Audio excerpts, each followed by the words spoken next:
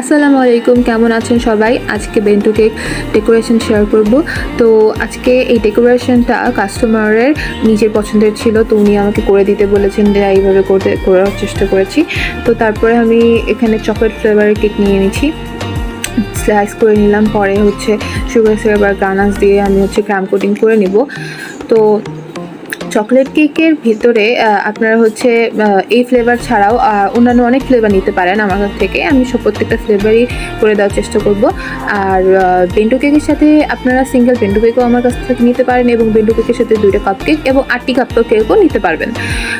তারপরে এই তো আমার কেকের ডেকোরেশনটা শেষ। আমি উপরে কিছু 6P নজল আর 2D নজল দিয়ে ডেকোরেশনটা করেছি। এরপর আমি বক্সে ভরে নিব। তারপরে তো কাপকেকসগুলো কত সুন্দর হয়েছে, তাই না? তাহলে ডেকোরেশনটা কেমন হয়েছে অবশ্যই জানাবেন, এবং সাইমাস কেক জোনের পাশেই থাকবেন। ধন্যবাদ।